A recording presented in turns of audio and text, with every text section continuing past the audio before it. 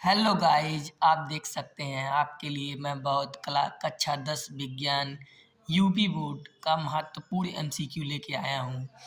आज आपका पहला प्रश्न जो सीधा एग्जाम में छपेगा कहता है समतल दर्पण बना प्रतिबिंब है। तो समतल दर्पण में कैसा प्रतिबिंब बनता है? सीधा आभासी वस्तु के बराबर प्रतिबिंब बनता है। दूसरा प्रश्न कहता है दो माध्यम की सीमा पृष्ठ पर एक प्रकाश की किरण लंबवत गिरती हैं तो आपतन कोण कितने डिग्री का होगा? 0 डिग्री का होगा। प्रश्न नंबर 3, किसी व्यक्ति की आंख में निकट दृष्टि दोष दूर करने के लिए कौन सा उपयोग लेंस का चश्मा उपयोग करते हैं? अवतल लेंस। प्रश्न नंबर 4 कहता है अश्व शक्ति किस भौतिक राशि का मात्रक है? तो यह विद्युत शक्ति का मात्रक है। और एक अश्व शक्ति बराबर कितने वाट होते हैं? 746 वाट होते हैं। मोस्ट इम्पॉर्टेंट है ये। प्रश्न नंबर 5 कहता है कि विशिष्ट प्रतिरोध का एसआई मात्रक होगा। तो विशिष्ट प्रतिरोध का एसआई मात्रक क्या होगा? ओम मीटर। प्रश्न नंबर 6, किसी चालक तार में धारा की प्रवाह होती है। तो चालक तार में धारा की प्रवाह कैसे होती है? मुक्त इलेक्ट्रॉनों के द्वारा। प्रश्न नंबर 7, जल में घुलनशील विटामिन है। तो विटामिन बी और विटामिन सी, यही दोनों क्या है? जल में घुलनशील है। अगला प्रश्न नंबर 8, कॉपर ग्लास का सूत्र है Cu2S। अगला प्रश्न नंबर 9, 25 डिग्री ताप पर जल का आयनिक गुणनफल क्या होता है? 10⁻⁻14 मोल प्रति लीटर। मोस्ट इंपॉर्टेंट है, कई बार बोर्ड एग्जाम में पूछा गया है।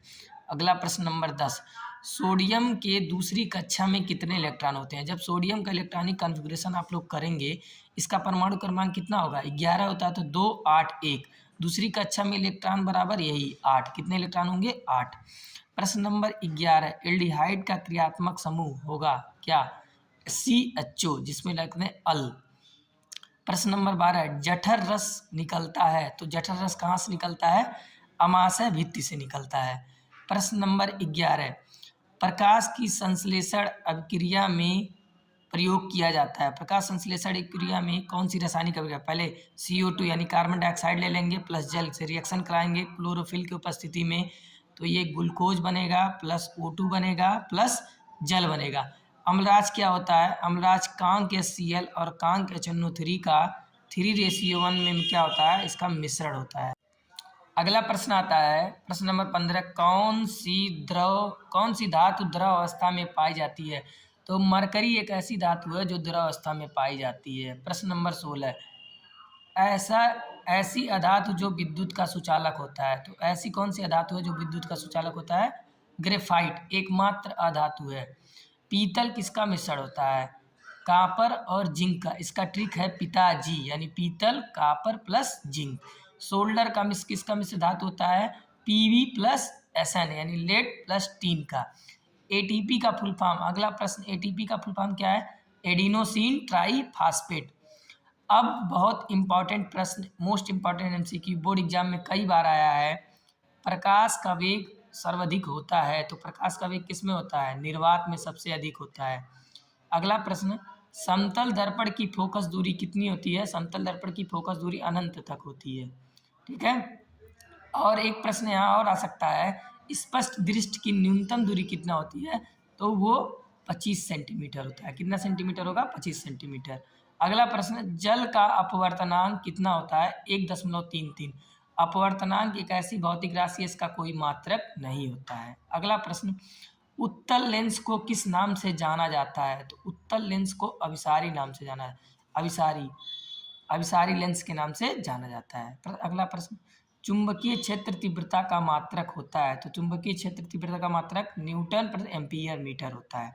अगला प्रश्न, मोस्ट इंपॉर्टेंट, तारों का टिमटिमाना कौन सी घटना है? वायुमंडलीय अपवर्तन की घटना है।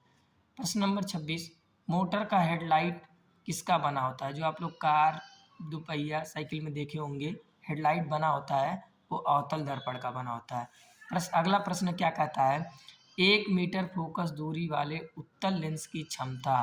तो P बराबर 1/f और P का मात्रा 1/1 क्या हो जाएगा? 1 डायोप्टर हो जाएगा, यानी P बराबर कितना हो जाएगा? 1 डायोप्टर। यहाँ अवतल लेंस रहता तो माइनस एक डायोप्टर है, उत्तल लेंस है तो प्लस एक डायोप्टर है।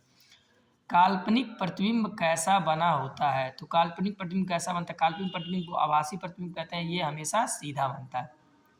मोस्ट इंपॉर्टेंट प्रश्न, लास्ट प्रश्न है, यदि y के सापेक्ष कांच का अपवर्तनांक 2/3 है तो कांच के सापेक्ष y का अपवर्तनांक ज्ञात करो। यानी ए एन जी, ए मतलब ए एच जी में से glass, A N G but upon G N A, यानी 1/2/3, 3 ऊपर चला जाएगा 3/2, यही अपवर्तनांक। आपको वीडियो अच्छी लगे तो लाइक सब्सक्राइब शेयर जरूर करें। इसी तरह वीडियो पाने के लिए हमारे चैनल को लाइक सब्सक्राइब करें। Thank you so much. Most important प्रश्न था, आप लोग तैयार कर लीजिए।